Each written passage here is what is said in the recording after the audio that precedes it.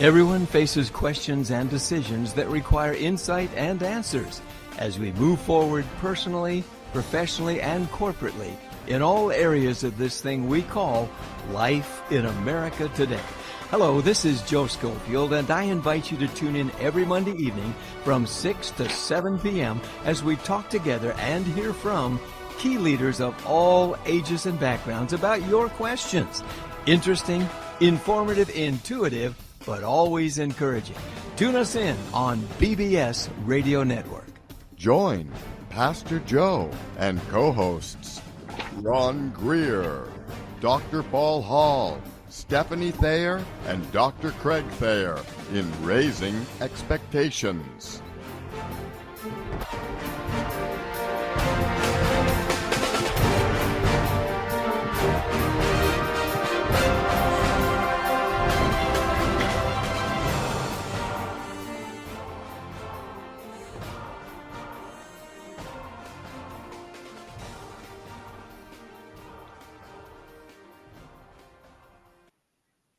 Well, good evening, ladies and gentlemen, and thanks for tuning in tonight. It's Monday night. That means it's your Raising Expectations night.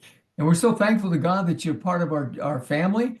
And we're glad that you tune in each night. And I'm glad to hear the way God's working things in many of your lives through testimonies you share. So we've got another great program tonight, and we're looking forward to spending this time with you. If you're tuning in for the first time tonight, wherever you might be, we're a group of born-again believers. We believe that God is who he says he is, and consequently, God says what he's going to do, and then he does what he says he would do. And that Jesus Christ is his only begotten Son who died on the cross to pay the price for our sins. And in doing so, we become joint heirs with him. That means when we die, we know where we're going. We're going to be in heaven with him and with those loved ones, as the scripture teaches us. And so we know where we're going when we die. The world's still trying to figure that out. We're ahead of that. And secondly, we know that who's with us each and every day as the Lord works with, walks with, talks with, and enlightens the road in front of us. Usually all we have to do is get out of the way and let him take our expectations and guide them into the destiny and the plans that he has for us. Speaking of destiny, that's in the book you've been looking up. That's our special guest tonight. Once again, she's going to be sharing her book. It's going to be exciting what she'll be with us in just a minute. So right now I'm going to take you to get to know the rest of the team. We're kind of as one of you said, your Monday night family, and we're glad that we're with you. And we hope you had a great weekend. And as we always say, we hope God blesses the rest of your week in a very wonderful and special way. So I'm going to take us to the East Coast now. Actually, I'm not, but the greatest engineer in America, TJ Newsom's going to do that. So we're going to go all the way to the West Coast, and we're going to see Dr. Paul Hall, and he's there in Lompoc, California. There he is. And Paul has been a pastor, a counselor, a leader in so many different things in his life. And Paul is there in Lompoc, and like we say, he's the greatest guy in Lompoc. We voted him there, and then we closed the ballot. It's been great having him right there in Lompoc, California. So, Paul, let's go back all the way to the east side of the South, or the south side of the East Coast, wherever that might be. And tonight, we're going to find that the Thayers were not able to be with us. They've got some great family things going on in their family, and you'll be hearing more about that. Father's Day is coming up, and we'll be sharing about fathers and men who have walked through different things in life, but they've all found out that God was with them all the way, whatever it might have been. So it's going to be a great time. They're not with us tonight, so remember them in your prayers. They'll be back with us again this coming week. So if we move from Dalton, Georgia, where they live, we're all the way back to McKinney, Texas, we will find, ready, Ron? Ron Greer in McKinney, Texas. There he is, one of our favorite pastors and family guys. And I tell you what, he does a great job. He's done many, many different things. God has brought him down a road. That's what's exciting, because each of us can tell you stories in our lives of what God has done, and every situation brings about something where we love God more than we did going in. He's more powerful when we come out, and we can't wait to see what he's going to do next. Ron's an example of this in his life, and he works with Man in the Mirror out of Florida, and he's the Texas director. On our website, there you go, you'll find the area director there, Ron Greer in McKinney, Texas, and you'll read about what he does and what he shares. you'll want to look this up. Now, if you go to our website where this is located right here, that's bbsradio.com/raising expectations. bbsradio.com/raising expectations. We'll take you right here and you'll read about the show, about the program. You can see different things there, but also you can read about our team members and you can hear some of the stories and their lives and what they're doing and kind of feel like you're part of the family. We're going to hopefully do some updates this summer on this and even bring you up some exciting things that have been happening since we last worked on that together. So we're sure glad you're with us. Ron, you had a great day? Oh. Pretty good day. Oh, Voice is almost back. Oh, yeah, talk soft. Yeah, we've been praying for Ron, and I know many of you. Hey, Ron, we had some people ask me how you doing this week, so I'm glad that you're doing much better. That's excellent. Doing better. Not 100%, but doing better. Yeah, slow and sure. But my radio voice is almost back as well, so I'm okay. Just it'll come back. It'll come back. Everybody will feel right at home when that happens. That's right. All right. Well, I'm one family less than the program tonight. I could talk a little bit slower. Somebody said, "Man, Joe, you articulate, but you sure go fast." I said, "I'm trying to get through real quick so you can meet everybody and get on to the main part of the show. What's coming?" So I'm going to shift it in the old days from 78 to 45 to 33 and a third. Thank you for being with us tonight on Raising Expectations. And we have somebody very special, as you know. Terry Warner is a great writer. She does so many things. You've been reading about her. We've been zeroing in on her book, which is Train Wreck to Triumph. What a great title. And talking about the things in our lives and how those things seem devastating at the time. And yet God turns around and uses them for his glory and for our good and for taking us to the next great triumph that he has for us. She was sharing about this. You can go on the site. DJ has it up there for you. You can see, you can buy a copy of her book on Amazon or Kindle. It's right there, trainwrecktotriumph.com. It's a great book. I have mine coming. I don't have this yet. I'm fessing up now and I feel much better about it. How am I doing, Ron? But I have two other books coming up from some of our special folks. But I read what she wrote in the magazine that Charles Lingerfeld's the editor for. So I really have appreciated that from the Christian Times magazine. So you can see some of the things there. She's an author, visionary, strategic coach, media and revenue strategist, specializing in entrepreneurial excellence, C-suite visionary leader, keynote speaker. All of those come in a very special package that God has put together in her life from who she is so that she can bless us and many, many people. She speaks to large groups of folks in this, and she speaks on university campuses, much like our friend that we just had a couple of weeks ago. And she's just a blessing. So the best way I know how to do this is to move from introducing her, and so you've been reading about it all week. One of the great things that she wrote that you had shared about me was she's been down a road where she knows where we come from. And if you did read it, I'm going to try to see it right here very quickly. And if I can bring this up. One of you commented to me, and I think she should hear this too. We'll bring her on. She's our friend and such, but she's speaking about forgiveness and unforgiveness in the Christian Times magazine. She'll mention some of that here tonight. Is your choice, and she has a lot to say about that. Train Wreck to Triumph. In Terry's own words, and I put this up for you. It says, she said to the folks and had talked to people this week, "I may not know your name or where you've been, but I do know one thing. I know you stand at the intersection, your intersection, with destiny, following an experience you call your train wreck. I know about the pain that you've walked through, released, and moved on from, yet it still haunts you. I know of the thoughts that torment you in the early morning hours when darkness penetrates everything you hold dear, and even the silence screams out. I know there that you are in the blessed place, the best and blessed you could be, the place of becoming free." That's what she works on. She knows the Lord Jesus Christ. Her dad's a wonderful pastor, and I tell you, she just finds you get into her heart when she begins to share. So we want to welcome, this is going to be a little less, so guys, we'll have to go a little louder on the clap to make up for two. But we're going to give you the around the world welcome to Raising Expectations on three. Count it up. 1, 2, 3. Here we go. welcome to our program tonight, Terry. And that's Funny. Thank everybody you. asked for that. Yeah, so they I really, love it.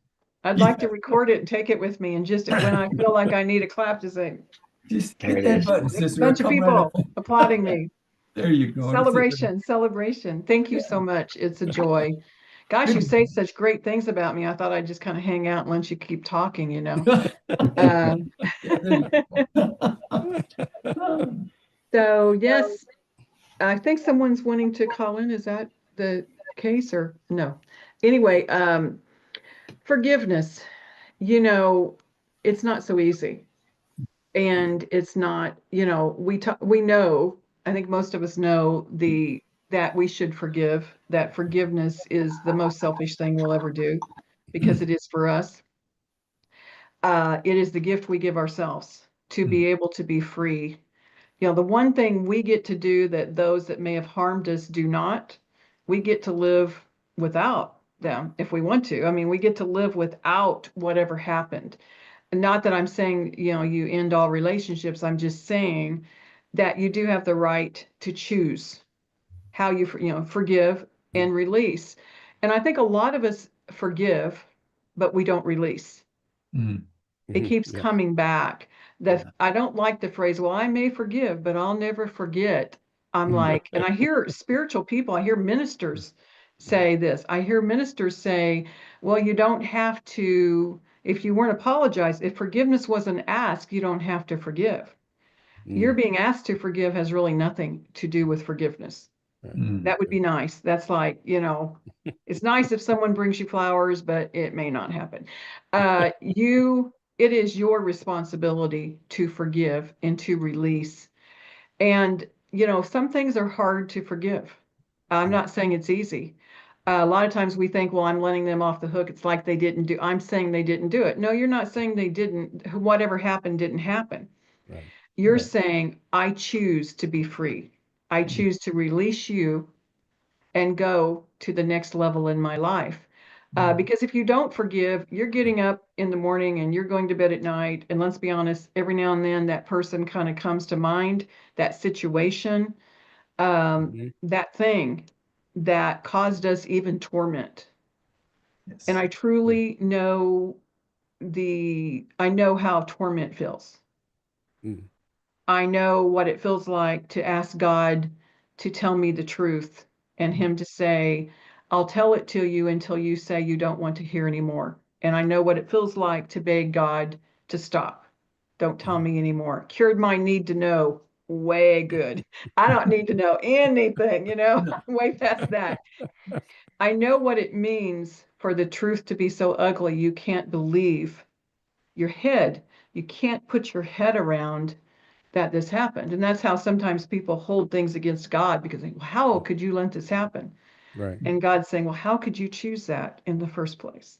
He doesn't say it with judgment, but there's a truth that our choices do create harvest. The seed we plant will create harvest. Harvest is the exponential experience. The exponential experience, it never stops of the seed we plant, good, bad, or ugly, you know, whatever you want to say about it, it's going to be there. And on the apology, I want to touch on this for a minute. People get confused about apology and forgiveness and asking for forgiveness. And I'm going to say, you'll find me to be a little pointed in my communications. I'm 71. I don't have time to mess around with being, you know, real soft about everything. You know, we got to get some things done. I do not believe apology has the power of asking for forgiveness because it doesn't require engagement, agreement, or action. I can say, oh, my apologies. Oh, I apologize, and walk out the door and walk through the door. I didn't ask for them to make the choice to forgive me. When you ask for forgiveness, it is a humbling of yourself to say, I'm giving you the right to choose if you'll forgive me. It's different than apologizing is very, you know, no participants needed. You just say apology and you asking for forgiveness is a level of maturity. And I think maturity is really what we're dealing with, immaturity in our world right now in so many areas of leadership, of just living life, is our immaturity. Maturity is judged, gauged, evaluated, however you want to say it, from the point of injury to the point of recovery. That's maturity.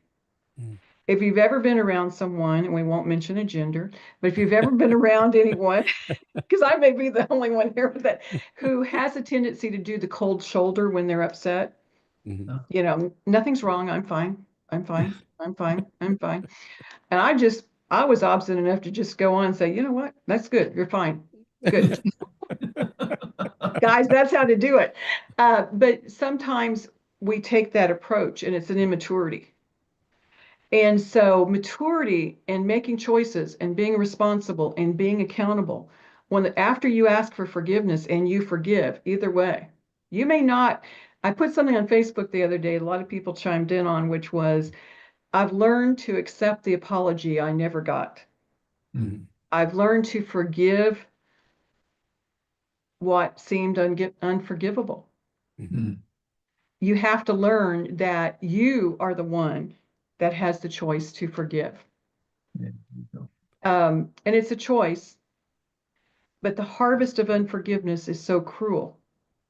You know, we talked about last week how in scriptural days, the way you were punished if you murdered someone was you got to have that body, the dead body, strapped on you, facing you. Everywhere you went, you saw what you did until their death became the decay of your own body. And what does that speak to on destiny? What does that speak to about the things we haven't forgiven that really destroy our destiny? Distraction, disempowerment, discouragement, disappointment. Whenever you put the dis in front of a word, it means to eliminate the power of what's to follow. If you become distracted with the death you've caused or what you've done, you know, death, so to speak. I'm not advocating. I'm just saying, you know, death of a dream, that kind of thing. Let's get it straight here. If you become distracted, which you're going to be with whatever has not been resolved, healed, where there's not wholeness, what will take place is the elimination of traction. Distraction is to eliminate the power of traction. You can't get up from your chair and walk 1 foot without traction. Right? So you don't get to go anywhere. And so, you know, we talked about last week a little bit. In my book, there's 4 sections. Train wreck, get the wreck off the track without jumping into it, get off, move it.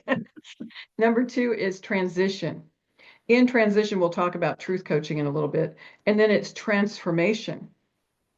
So transition is, let's set up some tracks, you know, to move. Transformation is we're getting back on track. And then triumph is we're making tracks. The most important part of a train is, to me, there's a lot of important parts, but the most important part that is kind of underplayed is the tracks. You're not going anywhere in the field. You know, it's going to be hard for that train to go without tracks. And so there's a structure, synergies. I'm a business coach, synergy, strategy, structures, all those things come together in our healing. And I do believe we come to a place we have to trust God. We just have to trust the process. We have to forgive each other. We have to forgive ourselves. And we have to forgive God. Sometimes the reason Paul, you ask, with someone doesn't have hope, how can they have hope to move to the next step? And sometimes I believe that is trusting one more time, but forgiving. Some people have to forgive God because they can't believe they become, oh, he did this. You know, how can they trust healing to come from someone they don't trust? And trust happens when you forgive.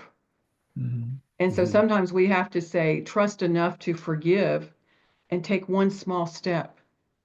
Just take one small step to trust one more time. And so in this, I just want to open up for questions or for conversation. You know, was it Peter Marshall, Ron, Paul, do you remember that said, and I always think of that on that point of forgiving God, you know, he said, when you find it hard to be humble, hard to care, hard to forgive, just remember how much harder it was for Christ to hang on the cross and look down at you. Mm-hmm. I think it was Peter Marshall. Presbyterian. Score one for the Presbyterians on that one. That was a good one. You know what? When I was a young girl, I was a young teenager, avid reader, one of the first books I read was by Catherine Marshall, her Mhm. story. Yes. And it was so powerful to me, really made a difference in my young life. Joy in the So morning. I'm so happy you brought that up. It brings back a great memory for me. Great me. story. Wow. Was that A Man Called Peter? Was that the Yeah, name of A the book? Man Called Okay. Peter. That might call Peter. Yeah. Yes, sir. Okay. That was a good book. I That read was that a great, I read that so decades many ago. times. Yeah, it went really It deep. was a wonderful book, a wonderful book. You know, do you have anybody else have anything to say? I'd like to talk about truth coaching a little bit and how to help others with that. Well, I wanted to chime in on the idea of forgiveness. I think this I think there are a number of neglected topics that society and even especially even the church Mm-hmm. Mm-hmm. need to address, and forgiveness is one of them. It's difficult for people now because of it's like society. In society, we've become more and more sort of separated, isolated, Disconnected. distance. Mm-hmm. You don't have connection in racial relationships anymore. So it's easier now to hold on your unforgiveness. But I remember the first time I read in Matthew 6. You go through the Lord's Prayer and you go, oh, it's great that you memorize it. And somebody pointed out the next two verses. Forgive us our Mm-hmm. trespasses, forgive those. And then it says, because if you Mm-hmm. do not forgive, Yeah. your heavenly Mm-hmm. Father who won't forgive you your sins. And I Amen. go, wait, what? That's wow. That's a wow. Yeah. Right. And and I think the book Matthew 5, just before that, Jesus does another analogy, and he Mm-hmm. talks about the captain of the guard coming and tossing you into his prison, and he said, "There you will stay until you've paid every penny."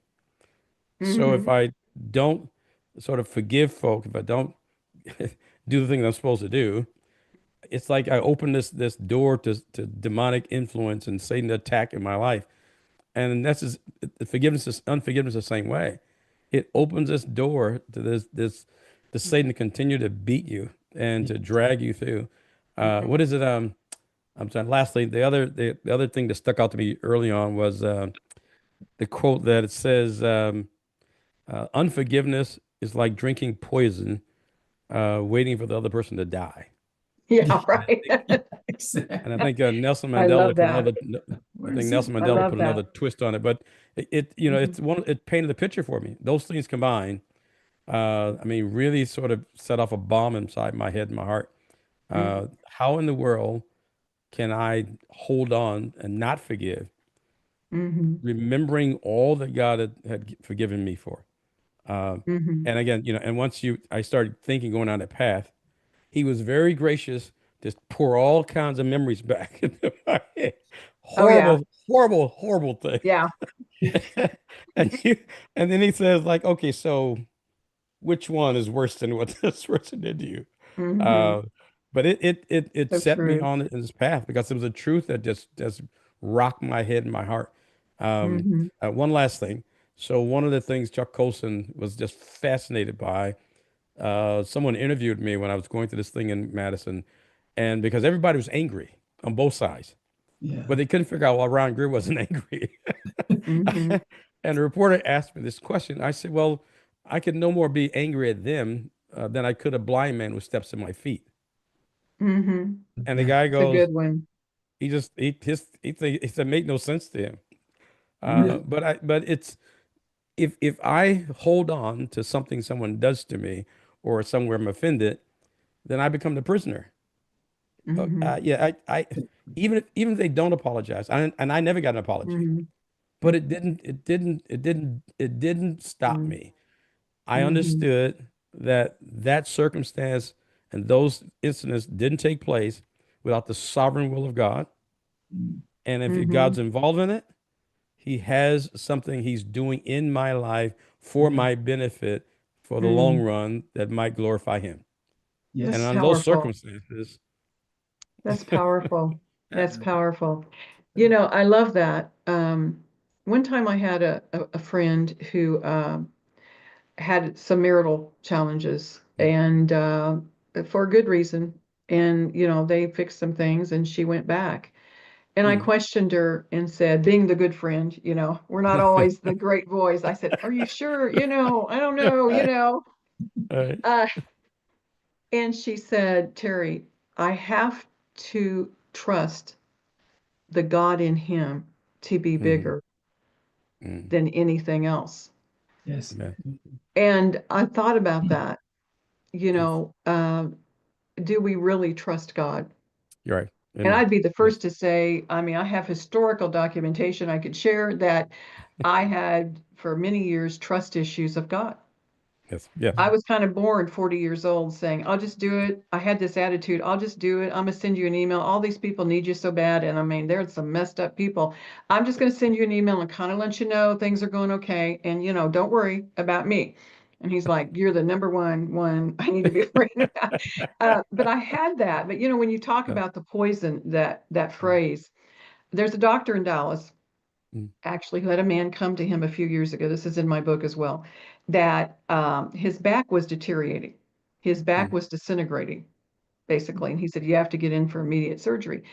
And he was going to him as a last resort. You know, go the Mm. naturopathic, wait till you're almost dead, but go the naturopathic at the very last resort, you know, is what his attitude was. And the doctor gave a test to him, and he said, when you were about 8 years old, and the man was about 45, did you go to this particular beach as a child? Were you Mm. stung by this particular vermin? I don't know if it was a stingray or whatever it was. Mm. I don't recall. And he said, well, actually, yes. And he said, the stinger has been in your body emitting Mm. poison all this time. I'm going to have you drink this, and when the stinger is disintegrated, your back will heal Mm. because what your body's responding to is the poison that's being Inside. emitted. Yeah. And sometimes I think no matter, you know, we may feel we've forgiven. Sometimes we don't know. Yeah. And that's why I put in the book about the, you know, the symptoms of unforgiveness. Mm. You know, Mm.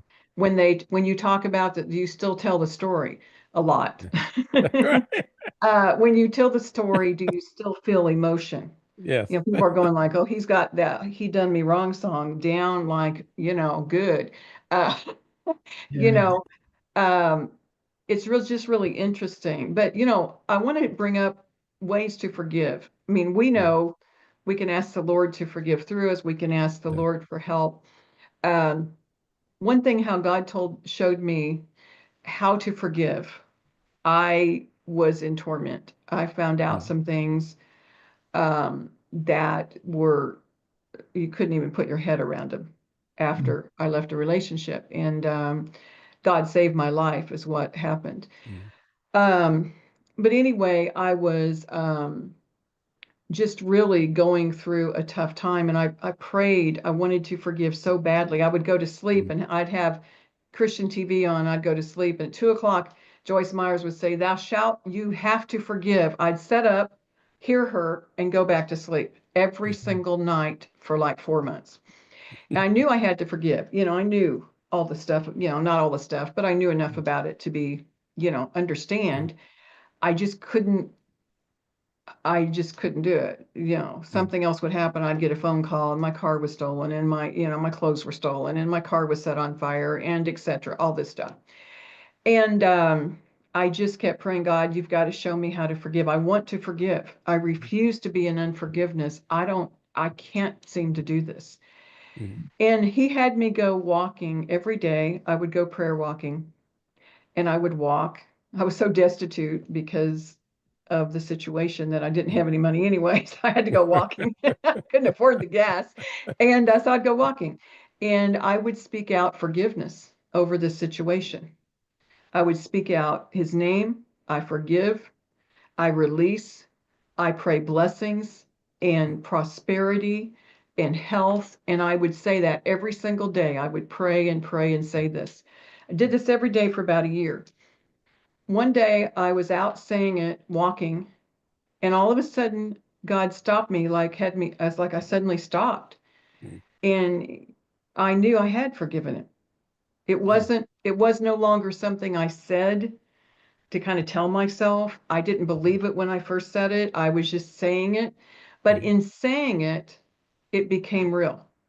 Mm. And I totally, absolutely blessed that situation. I learned things and healed from things I needed to heal from sooner. I bless every single part of it. And some of it was very, very tough.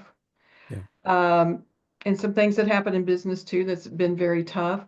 But you know what? I found God one day showed me, I was setting, it was like I saw a vision. I'm sitting at a theater, the real heavy drapery theater, you know, the real old fashioned kind. I'm sitting there and I'm sitting there in front and someone pulls the drapes open in my vision. And all of a sudden I'm back on the top of the, you know, whatever that raft, you know, the whatever it is. And I'm on the very top and I'm looking down from a different perspective. When I'm there in front, I'm seeing everything. When I'm up in the balcony, I'm looking down and I'm seeing if it hadn't been that situation, it would have been another. If it hadn't been him, it would have been somebody else. If it hadn't been that business deal, it would have been something was going to happen to bring me to a place of renewal, restoration, and wholeness. And they happened to be the players. Happened to be the players. They became the players. It took the persons out of the play. Right. And I was able to forgive in a genuine way. And I was able to really just see it in a different way, get a different perspective. Because sometimes when we're in the river and we've got water whirling around us, we're seeing ourselves in trauma. Oh, we got all this water. We got all this stuff. We got a storm going on.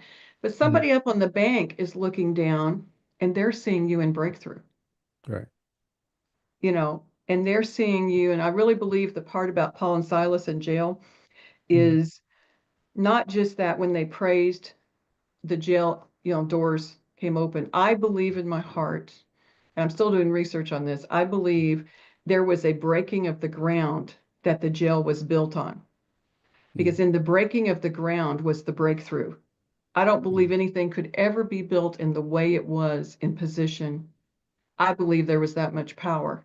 And that's what we're looking for in breakthrough, through forgiveness and through release and through all the things, is we're looking for the breakthrough that a prison can never be built on that land again, in that place again.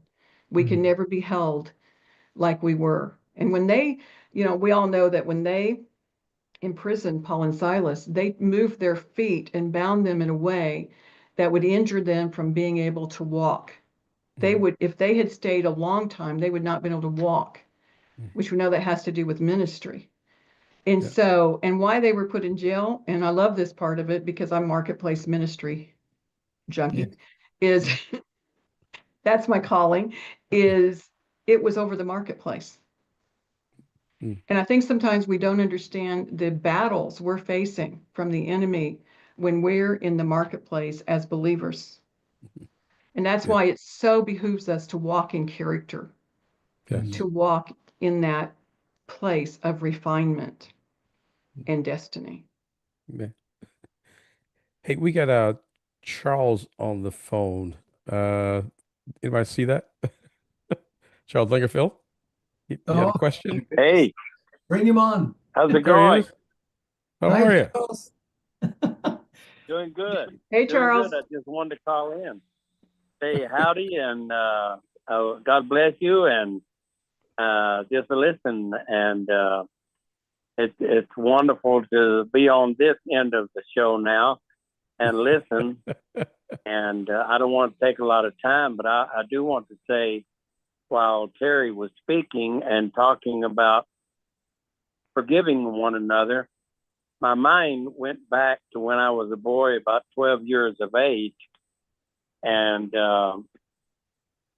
we didn't have water piped into our house at the time.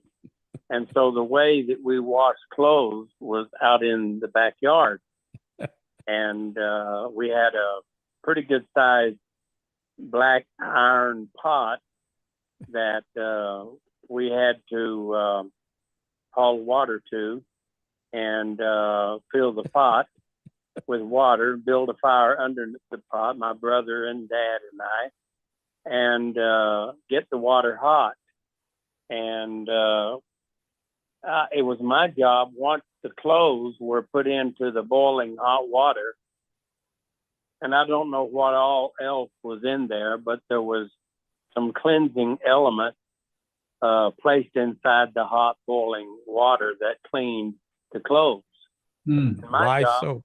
and you remember those days, any? Lye soap. Lye, yeah, and we made that lye. Yep. We made that, and it was my job to take this nice worn stick. I think it was a pine or whatever, but it was a nice smooth stick, a good handle, just a long stick. Put it in the water, and I had to stir the clothes around and let them wash. And I remember one time feeling, having a feeling of sorrow in my heart for those clothes having to be in the hot boiling water. I don't know why I felt that way, but I did. I've always been when I was growing up, I was a boy of compassion, and I really felt for other people and loved other people. I think I got it from my grandfather and my dad.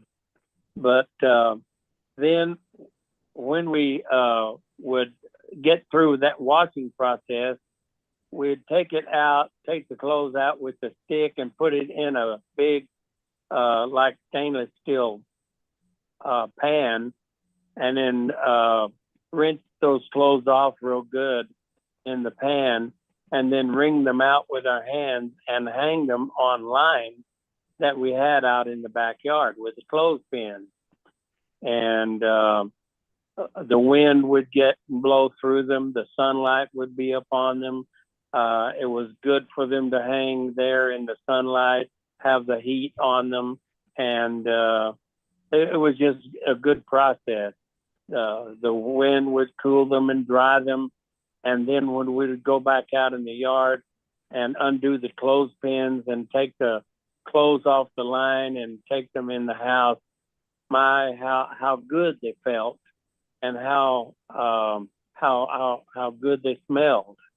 And it was just a good process of teaching me. And I think that's the way it is with forgiving your brother or your sister. It's more of a release from the hot boiling pot for you than it is for anyone else. You know, it kind of takes you into the cool water and cleanses you in a way, and then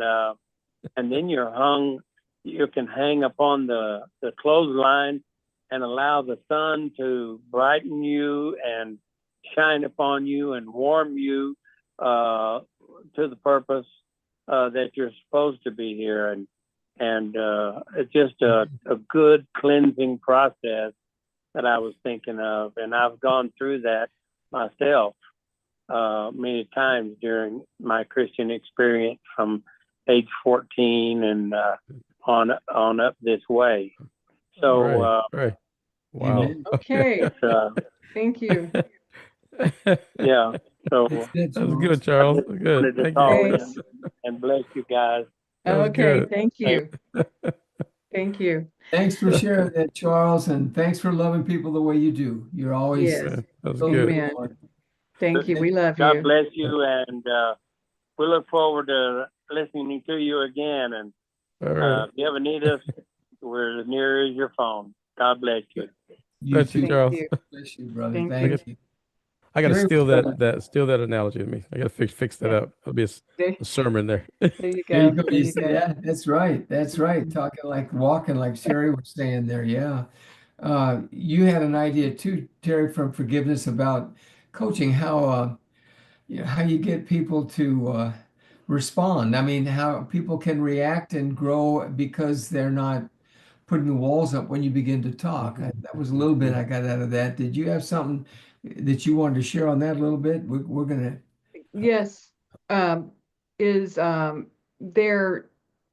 there's a way for us to communicate, and most of you, are probably aware of this, that actually changes the receptivity people have to you.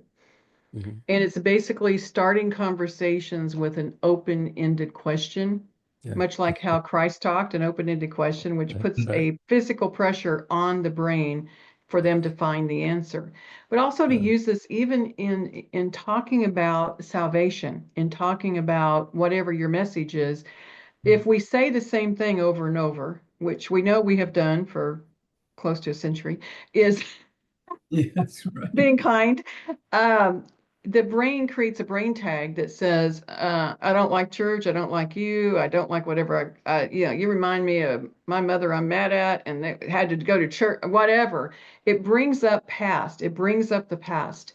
And so in offering it in a way that creates a response, it creates 300 to 500% stronger engagement and follow through, and creates a way for people to be heard. Because the challenge is when you say things in the same way, they're not going to hear you. They hear 1 out of every 5 words you say versus the opposite.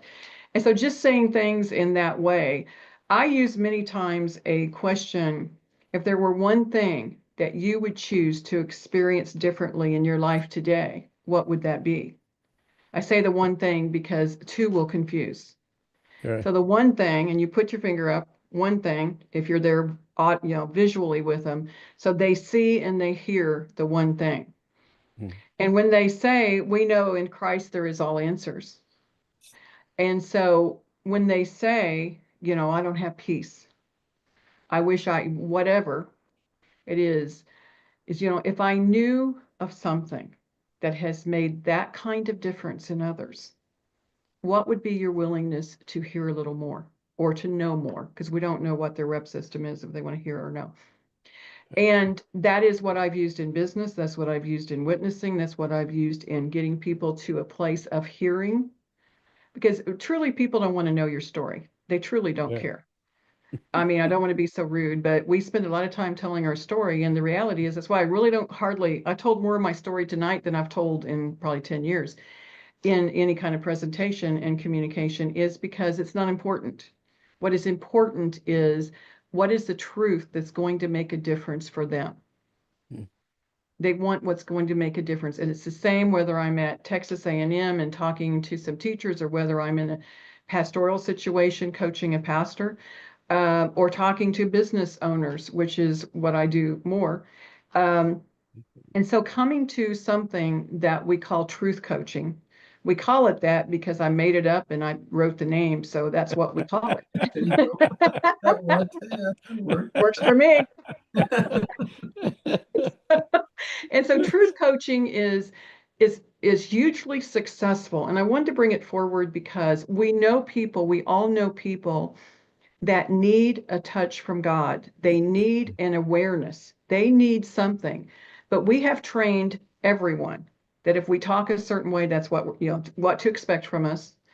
We have trained that we have to have long conversations to have any conversation. Yeah. And we have thrown people off track, and they're dying because we're not communicating well. There's things are happening. And so this truth coaching is basically asking one question. And I'm going to tell you why do I have time to do this? Are you okay on time, Uh, Joe? Yeah, what do we got? you got like 10 minutes. I'm Well, good. good. I'm glad Okay. somebody I can watching do this. time. You don't have to do it all. We'll I get you. completely I can forgot. do this. I can do this. I'm a woman. I can do this. Um, is Yeah.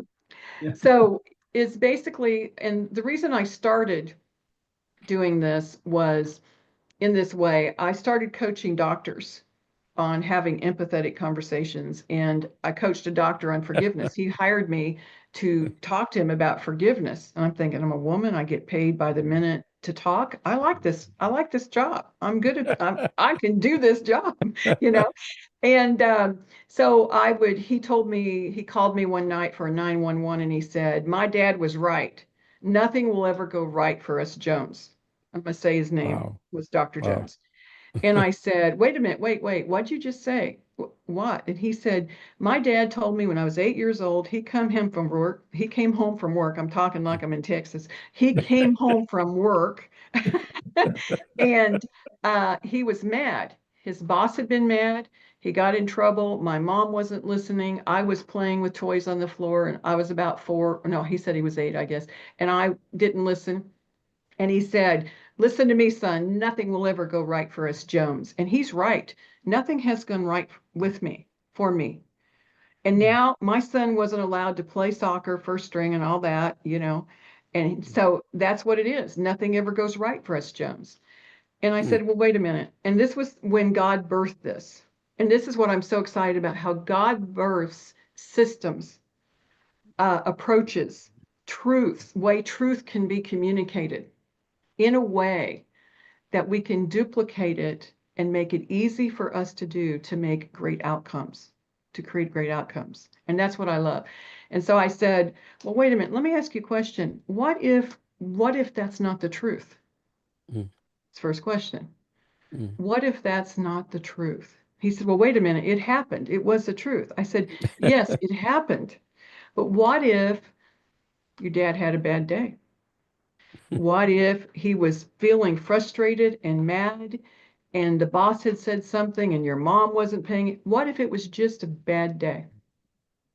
What if what he said in that moment was the truth he had taken an oath to say? That was an oath. But what if it just wasn't the truth? What if he meant for that moment, for that day, that was the truth? He said, then I've created my entire life based on a lie. Yeah. I said, well, join the human race. I said, so if you were willing to take that truth in your hand and willing to just bless it, forgive it, release it, and it falls away, what are you willing to now hold in your hand as a truth? That's right. That God says you're unique, you're uniquely made, you're powerfully made. He saw the beginning and the end of your life. He has a destiny for you. He's thinking good things, not evil for you. What if you could create something new? He did. Called me. We were coaching, and suddenly that was our time had extended. He got everything he needed to get fixed. He's living in the house he never thought he'd live in, a neighborhood he never thought he had the right to live. He has dealing with business partners differently, dealing with in-laws differently. All of it changed because one question, what he forgave, what his perception was, to embrace what now could be. He's not the same guy. Yeah. His dad's not the same dad. So I said, when you do forgive your dad, what will that look like? And he did. And all the time in coaching and marketplace, I've led many times people to the Lord in forgiving their dad and forgiving their mom and embracing a new life that they're creating through the creative power that we have in us. And that's why I believe in vision. I believe that we create a vision, we connect and commit to a vision that impacts our identity. That impacts who we are, how we behave, what we say, what we do. And then that takes us into the power of our thoughts. We'll talk about another time. Forgiveness changes your vision, changes your body, your spiritual health, your physical health, your mental health. It's Mental Health Month. We forgive. We totally change every cell in our body. Our DNA is changed because we forgave and we think differently, we feel differently, and we proclaim and decree over our life in a different way. Forgiveness, without forgiveness, none of that. We have the toxic thoughts that start destroying our physical gene expression millisecond by millisecond. That goes down 5 generations. But we can choose to forgive and to embrace and to think differently. And that's what's going on in our world right now. Mental health, suicides are going up daily. I work a lot in the PTSD with veterans, first responders, and et cetera. My book kind of ties into some products I work with. And we're seeing amazing things happen when people start forgiving and change their sleep. They start getting peace at night and sleep. and they start forgiving. And I am seeing radical change happen in lives because of the peace that God brings when we forgive. And it's a process with a lot of people that have gone through a lot of stuff. But I believe many of us have some areas of mental health. And mental health is, well, we all have mental health, thank God, but we have some areas of challenges because mental health is really how you feel about your life. Are you buoyant? Are you resilient? We now give hundreds of millions of dollars of grants to people to decide how to teach kids how to be resilient, teach kids how to forgive, teach kids how to have a vision about their life, teach kids about God is always there. You have a strength in you. You have a life that is going to be created through you and to you Yes. and with you. And I believe that when we take forgiveness to the market, when we take forgiveness to our audience, when we take forgiveness, hard forgiveness, Mhm. even hard forgiveness, Mm. it's not always easy, Yes. but I teach my business clients to be uncomfortable every day. If you're not uncomfortable every day, less and less is going to make you more and more uncomfortable. Right. So thank you. I'm very Right. comfortable with this subject.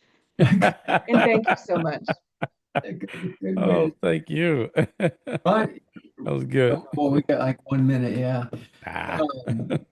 I'm gonna talk to Terry, see if we can't, we have one spot popped open here coming up and see if she couldn't take us the rest of the way in that. And we'll get back to you folks on that. So we'll get rolling real quick. All Yeah, right. so well, I tell you what, that's excellent. Ladies and gentlemen, I know you're taking notes. I have my phone lights up here with people that are checking in, saying they're listening to this, Terry, and that, and they like this and that, and they're popping up on there.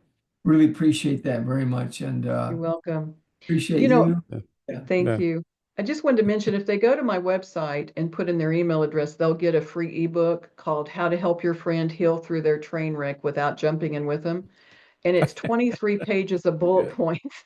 If nothing, I Okay. can write a title. It's 23 pages of bullet points on how can you be present for those in pain without absorbing the pain and without losing, helping them retain their sanity without losing yours. Yeah. And just really how to be present Yeah. in that with that person and be on that journey with them, but not in it with them. Not That's very good. That is good. Well, ladies and gentlemen, you've That is got that good. website on our PR for the program, and TJ and the others do a wonderful job getting that up for the other stations Amen. from us. So Yeah. we're thankful for that. And Terry, thank you very much for sharing. Thank you. There we go. You'll see it's going to be on the website. So I probably won't take us through all this tonight for time's sake, but It's been an you- honor. Thank you so much. I you can appreciate find it. it. Yeah, you can find it there, and we'll make sure that we get that up. And also, ladies and gentlemen, just remember God's at work in your life, and He's doing things you can't even understand. So if you can't understand it, that just means it's something probably better than you could ever imagine because you're not there yet. He always gets us ready for the next level. So these wonderful things that are happening, and Terry, so Yeah. on. So we appreciate that very much. Thank So you. Ron, boy, is it good to see you. We missed you, man. Glad you feel a little Hey. bit this. So otherwise, for you. Paul, good to see you. Boy, he's taking notes, a lot of them tonight. Thank you. Good to see you too. Yeah. Be blessed. Got a lot Be of them blessed. going tonight. Yeah. Terry, God bless you and Dave and Thank all you. the family and your dad and Much love. appreciate Blessing. And Ron, I'm in McKinney once a week, so we should hook up for coffee We or got to something. connect there. We got to Yeah, connect. There be you awesome. go. All There you right. go. Okay. I'll go to your website and Yeah. Facebook and I'll DM you. Yeah, Facebook me. Yeah, that'll be That'd be best. good. Yeah. That'd be good. There you Okay. go. I look Sounds forward to good. it. Thank you. Reach out there. Thank you Keep very going. much. Send the Thank you, net. Paul. Amen. Thank you, All Terry. right. Good to see you. God Folks, bless thanks you. for Appreciate being it. here. God bless and keep you. Have a Thank you, great Jeff. week. And remember, as you're pulling ahead tonight, He's there with you. Just listen to what He's saying. And most of all, don't think you have to have an answer. Let Him show it to you. Just rest in who you are. And you know why? Because you know who He is. So do Amen. that every Amen. night. We'll look forward Amen. to seeing you next week, same time and station. God bless and keep you. Thanks a lot. God bless. Bye-bye. Happy trails to you until we meet again. Okay. Amen. Bye-bye. God bless. Voice text. There you go. See you later. Friends, thanks for joining us on this week's program of Raising Expectations. We profoundly hope you found it engaging and at times humorous, but most of all, uplifting, so that we may, with you, one topic at a time each week, become more encouraged to move forward to an exciting future in, as we always say, this thing called life in America today. So let not your hearts be troubled, your family, finances, faith, freedom. It can be a great future as we talk, listen, respect, and pull together. Please let me hear from you. You can reach me at 972-922-8556. That's 972-922-8556, or Joe Schofield on Facebook or LinkedIn. It'd be a pleasure to know you, and we hope you'll listen in again next week on the BBS Radio Network.